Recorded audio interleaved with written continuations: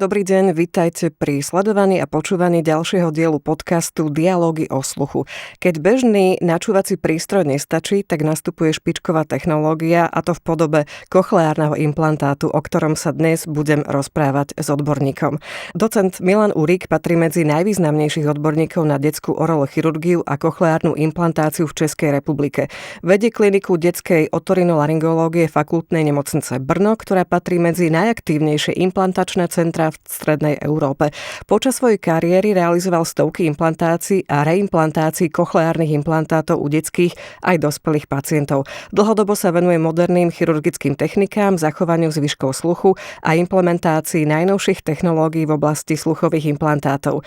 Tento rozhovor bude zameraný na chirurgiu a na to, čomu sa presne venujete. Vítajte, prajem pekný deň. Dobrý deň, ďakujem za pozvanie. Tak mnohí rodičia vás poznajú ako človeka, ktorý pomohol ich deťom počuť. Ako ste sa dostali ku kochleárnym implantátom a čo vás zaujalo na kochleárnych implantátoch a čo vás fascinuje v tejto oblasti? Tak ja som nastúpil na kliniku detskej ORL v Brne vlastne hneď po škole. Z počiatku tých prvé 4-5 rokov u nás ešte implantačný program nebol.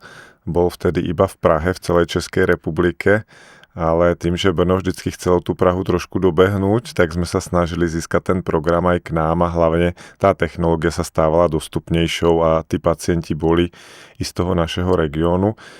Takže sme začali a ja som teda mal možnosť alebo to šťastie tým, že som sa venoval ušnej chirurgii, byť u toho zrodu. A pri tej jednej operácii pán profesor Baumgartner z Viedne, z viedenskej kliniky, ktorý bol našim učiteľom, tak ja som mu asistoval a on hovoril, tak poď Milan to skúsiť, tak ja budem na teba dávať pozor, takže tým som začal. A bolo to. A tak sa to stalo. Áno. A čo vás priviedlo k tej detskej oralochirurgii? Lebo je to, povedzme, silná oblasť. Ja som vždycky chcel byť chirurg. Ale keď sme stážovali vlastne v tom 5. 6. ročníku na tých veľkých chirurgických klinikách, tak ma trošku odradili vzťahy, ktoré tam panovali na tých klinikách. Bolo to také trošku drsné. A naopak, keď sme sa dostali do detskej nemocnice, pretože Brno má unikátnu detskú nemocnicu, kde sa staráme iba o deti, tak tam sa mi to prostredie veľmi páčilo a ORL bol zároveň chirurgický obor, plus teda sa tam starali o deti, takže to bola taká ideálna kombinácia pre mňa. Mali ste veľa detských pacientov, ktorí podstúpili kochleárnu implantáciu? No tak v tejto dobe už sú ich skutočne stovky, nemám to určite spočítané, ale myslím si, že už ich bude cez 300 implantácií u detí, ktoré som urobil, už bude určite. Pamätáte si vy svoju prvú kochleárnu implantáciu? Tak pamätám, lebo to bolo s tým profesorom Baumgartnerom, takže jednak to bolo také nečakané, jednak to dopadlo dobre, našťastie.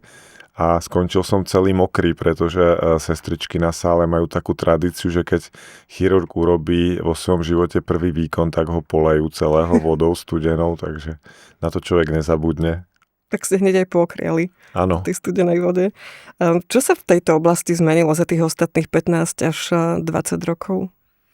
Zmenilo sa toho strašne veľa. Je to určite jedna z najdynamickejších oblastí, minimálne v tom oblasti hlavy a krku. V podstate, keď sa začínalo s kochleárnymi implantáciami, jednak to, čo bolo viditeľné na tých pacientov, tak sa robil obrovský rez proste na tej hlave, ktorý mal 10 cm, povedzme, takže to bolo i taký kozmetický defekt, dalo by sa povedať.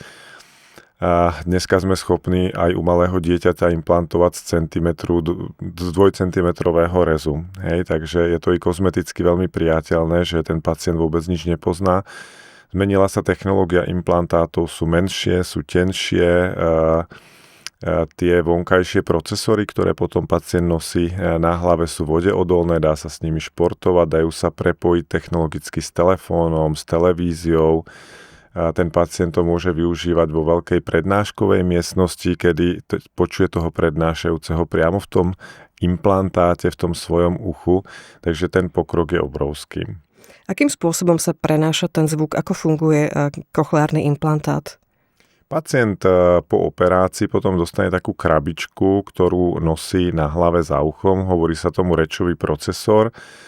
Je to veľmi nenápadné, kto má dlhšie vlasy, tak sa to dá aj schovať do tých vlasov. Dokonca dnes mladí ľudia si môžu meniť krytky, to znamená, keď si dáte tigrovanú blúzku, môžete si dať tigrovaný kryt na procesor, aby ste bola vyladená. A ten procesor obsahuje batériu a obsahuje mikrofóny, ktoré zaznamenávajú zvukové vlny z prostredia a transformujú ich v elektrické impulzy, ktoré sa prenášajú bezkontaktne do tej vnútornej časti, ktorú sme implantovali počas operácie a dostanú sa tými elektródami až do toho slimáka, kde nám stimulujú zakončenia sluchového nervu.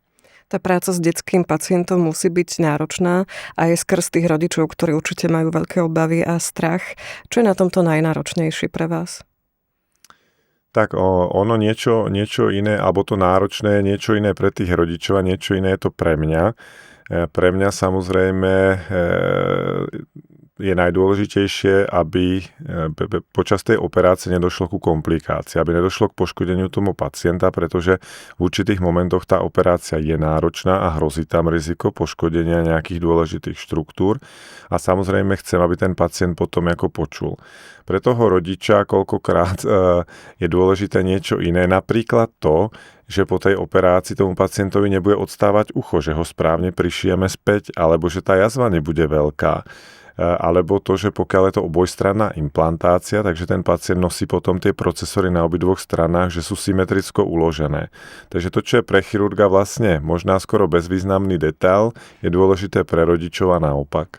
Tá najnáročnejšia časť operácie? Tomu sa hovorí zadná tympanotómia, abych to povedal tak laicky, tak cez stredné ucho nám ide tvárový nerv, ktorý nám inervuje všetky tvárové svaly, to, že vieme zatvoriť oči, že sa vieme usmiať, zapískať, celá mimika. A my počas tej operácie robíme veľmi malý otvor, ktorý je tesne u toho tvárového nervu a nesmieme ho poškodiť. Pokiaľ by sme ho poškodili, tak by to mohlo mať u niekoho aj nevratné následky. Aké sú výsledky detí implantovaných v ranom veku? Tie výsledky sú excelentné. V minulosti, tak jak sa vyvíjal celý ten implantačný program, tak sa implantovali deti až od určitého veku, pretože sa tvrdilo, že keď sa zaimplantujú príliš skoro, že to je riziková operácia, riziková celková anestézia a tak ďalej. A potom sa zistilo, že naopak, čím skôr sa zaimplantujú, tým je to lepšie pre stimuláciu tej sluchovej dráhy a samozrejme dieťa na to, aby vôbec sa celkovo rozvíjalo psychomotoricky, aby sa rozvíjala jeho reč, tak musí byť čo najskôr musí počuť. A ešte jeden veľký pokrok sa odohral, že sa začali práve deti, ktoré sa narodia hluché, implantovať obojstranne v jednej dobe počas jednej operácie a to má pre nich tiež pomerne veľký význam. Kedy už načúvací prístroje nestačia a do akej miery rozhoduje čas o implantácii? Čo sa týka načúvacieho prístroja, tak my máme určité indikačné kritériá. Zase je to nejaká hladina v decibeloch, je to nejaký proste sluchový práh. Ten sa v jednotlivých krajinách líši, ale povedzme, že pokiaľ ten pacient má stratu sluchu väčšiu ako 75 decibelov, tak už mu ten aparát nestačí a potrebuje implantát. Ale nemusí to platiť úplne u všetkých, sú výnimky, kedy aj pri tejto strate sluchu s kvalitným načúvacím aparátom je ten pacient hlavne dospelý, uspokojený a nepotrebuje ešte implantát. Ale môžu tu vedľa nás sedieť dva pacienti, jeden bude spokojný a druhý už nie, nebude mu to stačiť a ten je kandidátom na tú cochlárnu implantáciu. Takže môžu byť tie výsledky rôzne pri skoršej alebo neskoršej implantácii? Nie, teraz sa bavíme o tom, kedy je čas na implantáciu. To znamená, pokiaľ ja budem hluchý a vy budete hluchá a budem mať rovnakú stratu sluchu, tak sa môže stať, že vy s tým načúvacím prístrojom, s tzv. Klasickým naslúchadlom budete spokojná, ale mne už nebude stačiť, takže ja budem chcieť cochlárny implantát a vy ešte nie. Aké technológie dnes zmenia svet cochlárnych implantátov? Tak dnes tie trendy sú jednak v miniaturizácii, to znamená tie firmy, tí výrobci implantátov sa snažia, aby tie implantáty boli čoraz menšie, aby tie procesory boli čoraz menšie. Veľkou novinkou je plne implantabilný systém, to znamená, že už nebudete musieť nosiť žiadnu krabičku za uchom, ale dostanete iba tú časť pod kožu behom tej operácie. a v tej bude integrované všetko, aj batéria, aj mikrofóny. Už je to v pomerne pokročilom štádiu a prví pacienti už s tým behajú po svete, ešte sa tomu vychytávajú nejaké drobnosti.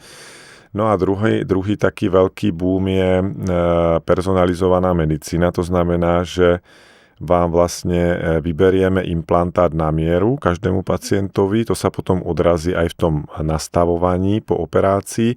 No a tretí taká obrovská oblasť, ktorá sa dynamicky rozvíja, je robotická chirurgia. Tak to je doslova renesancia. Tak myslíte si, že v nejak dohľadnej dobe budeme môcť niektoré poruchy sluchu riešiť aj bez tých implantátov? Že dostaneme sa v tej medicíne až do takéhoto štádia? Už sme v tom štádiu. Dneska existuje už prvá schválená genová terapia. Jedná sa o tzv. Otoferlin, kedy už pacienti s touto vadou skutočne sa im aplikuje do vnútorného ucha tá genová terapia a obnovuje sa im sluch.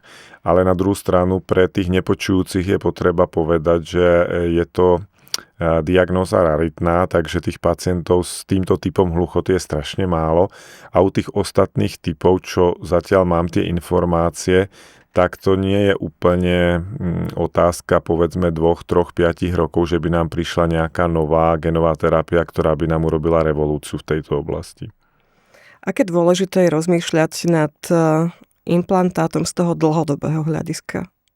Tak je to samozrejme investícia do budúcnosti, pretože pokiaľ je človek hluchý, tak hluchý bude. To znamená, že ten implantát viac menej dostáva na celý život, takže určite je dôležité mysleť na spoľahlivosť alebo bezpečnosť toho produktu a na to, čo presne od neho očakávam. Rodičia sa často rozhodujú podľa toho, čo vidia dnes, ale tak vy vidíte pacientov aj po tých desiatkách rokov. Takže aký je ten rozdiel teda z toho vnímania rodiča? A keď vidíte toho pacienta potom neskôr? Samozrejme u tých kochlárnych implantátov je to trošku podobné, ako keď dneska si idete kúpiť auto. Máte strašne moc značiek, každý vás láka na nejakú reklamu, na nejaké výhody, nevýhody a tak ďalej. U implantátov je to jednoduchšie v tom, že v podstate na tom trhu európskom sú dominantne aktuálne 3 firmy, 3 výrobcovia. Povedzme, že relatívne dlhodobý a stabilný. Ale samozrejme my už vieme po tých x rokoch, že niektoré tie firmy mali problémy v histórii, kedy napríklad stovky pacientov sa museli zvolať k reimplantácii. To znamená tak, jak sa zvolávajú autá, že im napríklad nefungujú brzdy alebo nejaký softwarový systém, tak museli tí pacienti byť zvolaní a musel sa im ten implantát vymeniť, čo samozrejme je závažné, pretože musí znovu podstúpiť celkovú anestéziu a celú tú operáciu vrátane tých rizík. Kedy nastáva tá reimplementácia? Ako často sa stretávate s výmenami? Prečo vôbec nastane taká situácia? Záleží to skutočne firmu od firmy. Dneska sa to dá dohľadať na internete, existuje nejaký rating, pretože tie komplikácie sa sledujú, takže vie sa, ktorá firma má aké percento komplikácií. Niektoré ich majú veľmi nízke, niektoré to majú vyššie. Ale v podstate obecne dôvodom reimplantácie, alebo tie dôvody sú viac menej 2. Ten jeden je, že dôjde k nejakému poškodeniu mechanickému, napríklad, že pacient mal nejaký ťažký úraz hlavy a proste sa ten implantát rozbil, nevydržal to skutočne. Alebo je to potom technické zlyhanie toho samotného implantátu. Čo znamená z tohto uhla pohľadu dlhodobá spoľahlivosť systému? Nakoľko sa môžeme spoliehať na daný implantát? Závisí to skutočne len od tej značky? Čiastočne áno, pretože tie čísla o tej spoľahlivosti sú dohľadateľné, takže vy ako laik alebo pacient nemáte moc možností podľa čoho iného sa rozhodovať, než podľa tej. Zase to prirovnám tým autám, keď si budete vyberať značky, tak každý rok sa zverejňuje rebríček toho, jak sú ktoré značky poruchové alebo nie sú. Takže v tomto prípade je to podobné. A samozrejme jedná sa o dizajn toho implantátu, jak je vytvorené jeho telo, jak je chránené. Dôležitý je obal toho implantátu, samozrejme dôležité sú aj tie elektródy, jak sú tvarované, aká je dĺžka tej elektródy a podobne. To znamená, že tých faktorov je tam viacero. Priniesli nejaké ponaučenia, technické zlyhania niektorých implantátov? Tak ja dúfam, že áno, pretože napríklad u tej jednej konkrétnej firmy, to bol asi taký najväčší, prešla by som povedal, tak dôvodom výmeny tých implantátov bolo, že mali nekvalitne urobené práve tie obaly toho implantátu, ktorý sa vkladá do tela pacienta, takže tam potom dochádza k vzniku nejakých prúdov a k skratom a ten implantát prestáva fungovať. Tak ja dúfam, že sa z toho poučili a urobili tie obaly lepšie. Poďme si viac rozmeniť na drobné tie implantáty a budeme hovoriť o elektródach. Mnohí rodičia sa napríklad rozhodujú na základe vonkajšieho procesora. Vy ako chirurg pracujete s elektródou. A prečo práve tá elektróda je taká dôležitá? Vysvetlite nám to.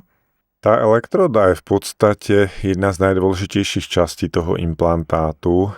A pretože u toho procesoru viac menej ide o to, či je trošku menší, trošku väčší a či je vodeodolný, dneska už alebo nie je a podobne. Ale u tých elektród v podstate máme dva také základné typy. Jednak je dôležitá dĺžka tej elektródy, sú elektródy krátke a dlhé a jednak sú elektródy, ktoré sú jemné alebo sú takzvané v úvodzovkách tvrdé alebo pevné. A dneska už máme rozsiahle štúdie na mnohých pacientoch, ktoré nám jasne ukázali, že pacienti, ktoré majú jemné a dlhé elektródy, majú omnoho lepší benefit pri tom počutí. Takže môže výber elektródy ovplyvniť potom výsledky pacienta o niekoľko rokov? Určite áno. Zase sa vrátim k autám. Pokiaľ pôjdete na dovolenku do Chorvátska, tak tam dôjdete v podstate aj Trabantom a dôjdete tam aj Mercedesom. Samozrejme tým Mercedesom to bude asi bezpečnejšie, pohodlnejšie, budete sa cítiť príjemnejšie, nebudete z toho tak unavená. U tých implantátov je to o tom, že implantát od každej firmy vám umožní, aby ste počula. To je bezesporu, proste preto to vôbec môžeme používať. Ale pokiaľ sa potom bavíme o určitých nianciách a rozdieloch, napríklad počutie v hlučnom prostredí, pôjdete na párty, do reštaurácie, na zápas, na diskotéku. Priestorová orientácia, to znamená, že s veľkou mierou spoľahlivosti viete, z ktorej strany prichádza zvuk. Alebo vnímanie hudby, to, že chcete počúvať hudbu, alebo že sa chcete naučiť hrať na hudobný nástroj, tak tam jednoznačne dominujú tie dlhé elektródy. Abych ešte trošku odbočil, je to preto, že ten slimák ľudský má 2,5 závitu, 2,5 otáčky. A my vieme, že vlastne v celom tom rozsahu 2,5 závitu sú tie buňky toho sluchového nervu, ktoré sa dajú stimulovať. Ale tie pôvodné krátke elektródy sú robené iba na dĺžku 1,5 závitu. To znamená, zistilo sa, že viac než 25% tých zmyslových buniek zostáva nestimulovaných. Ale keď máte dlhú elektródu, tak stimulujete toho slimáka celého. A dneska skutočne máme pacientov, ktorí sa narodili hluchí, majú obojstranný implantát a krásne hrajú na husle alebo na piano a spievajú. Čože ja považujem za zázrak. Áno. A tá dĺžka elektrody teda potom závisí od toho, alebo vyberáme sú na základe toho, akým aktivitám sa venujeme? Pochopila som to správne? Tak, samozrejme, keď sa vám narodí hluché dieťa, tak vy neviete, akým aktivitám sa bude venovať, ale do budúcna mu tú možnosť zaistíte, toho kvalitného počutia. My to dneska robíme tak, pokiaľ si pacient vyberie od konkrétnej firmy napríklad ten implantát, my mu predoperačne štandardne robíme CT vyšetrenie spánkovej kosti a magnetickú rezonanciu a máme už v dispozícii špeciálny software, kde nahráme tie CT snímky a vlastne ten software nám zmeria celú dĺžku toho slimáka, takže my sme schopní z portfólia rôznych elektród vybrať pre toho pacienta tú najdlhšiu, pretože každý slimák je iný, ten váš a môj sa svojou dĺžkou môžu líšiť. Takže to je tá personalizovaná medicína, že skutočne vyberáme produkt na mieru tomu pacientovi. Ešte si to zhrňme, prípadne ešte doplňte, ktoré parametre sú z pohľadu chirurga najdôležitejšie pri výbere kochleárneho implantátu? Tak z môjho pohľadu je to samozrejme jednak tá dlhodobá spoľahlivosť, jednak pre mňa je dôležitá tá dĺžka elektródy, pretože ja mám rád tú medicínu založenou na dôkazoch, takže viem, čo je pre toho pacienta najlepšie, takže ja viem, čo by som si vybral pre svoje dieťa, tak to samozrejme preferujem, ale potom je to i určité, jak som hovoril, prevedenie tých elektród, sú pevné, sú jemné. Tie, ktoré sú pevné, sú totiž to jednoduchšie na zavádzanie pre toho chirurga, aj zvlášť pre toho menej skúseného. Tí jemnejšie sa zavádzajú horšie, ale sú omnoho šetrnejšie pre toho pacienta. Takže ja napríklad preferujem tie jemné a dlhé elektródy, ale niekto s kolegou to môže mať inak. Môže sa stať, že implantát zostane funkčný, ale pacienta môže začať limitovať technologický vývoj? To si neviem predstaviť. To asi nie. Je to skôr naopak. Ktoré technické riešenia vy považujete v súčasnosti za najperspektívnejšie? Tak určite je možná vlastne, alebo je to bezdrátové nabíjanie, to znamená, že dneska už sa to blíži k tomu, že napríklad ten pacient si v noci ľahne a ten plne implantabilný systém, ktorý už sa vyvíja, tak sa nabíje cez nabíjačku, ktorú bude mať uloženú vo vankúši napríklad, alebo pod vankúšom. Samozrejme dôležitá je tá konektivita, ak som hovoril, s mobilom, s televíziou a tak ďalej, že ten pacient má rôzne programy, ktoré si prepína podľa toho, v akej životnej situácii sa nachádza. A vy ako doktor, chirurg, ako komunikujete s tým detským pacientom? To záleží hodne na veku, pretože pre mňa detský pacient znamená od 0 od narodenia, dajme tomu až do tých 18 rokov veku. To znamená, že samozrejme s nejakým ročným dieťaťom toho moc nenakomunikujete ako lekár, ale rodičia sú povzbudzovaní, aby využívali nejaké znaky.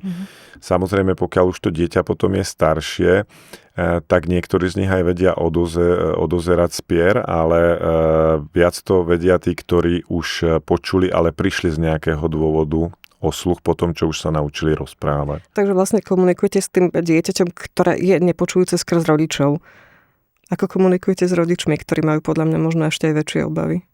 Tak samozrejme, ja sám mám 3 deti, takže tie obavy chápem a dôležité hlavne s tými rodičmi hovoriť, nájsť si na nich čas a všetko im vysvetliť a zodpovedať im proste na tie ich otázky, ktoré majú a prípadne tie obavy rozptýliť, čo im hodne pomáha, a to aj u nás na klinike preferujeme, že sme schopní takých rodičov, ktorí majú väčšie obavy, prepojiť s rodičmi už implantovaného dieťaťa, a to je pre nich asi má to pre nich najväčší význam, keď niekto s rovnakými starostmi vlastne im tie starosti vyvráti a povie im, že sa nemajú čoho báť a ukáže im to dieťa, jak to krásne funguje.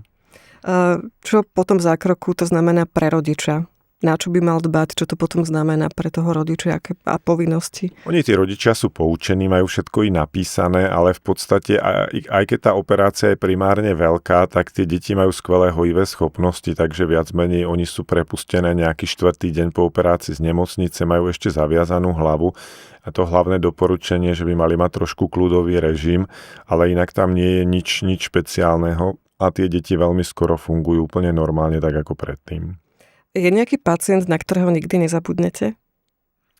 Pacient, na ktorého nikdy nezabudnú, no, takých je viac, ale napadajú ma teraz, to sa stalo tak, jak už to býva v živote. V jednom čase sme mali 2 nezralých novorodencov, ktorí bohužiaľ obidvaja dostali novorodeneckú meningitídu, v dôsledku ktorej ohluchli. A boli to deti, ktoré mali iba niekoľko mesiacov a my sme sa museli rozhodnúť, či ich zaimplantujeme alebo nie, pretože po meningitíde môže dôjsť v priebehu veľmi krátkej doby k osifikácii toho slimáka a potom tam už žiadnu elektrodu nedostanete, takže potom už ten pacient by bol navždy hluchý.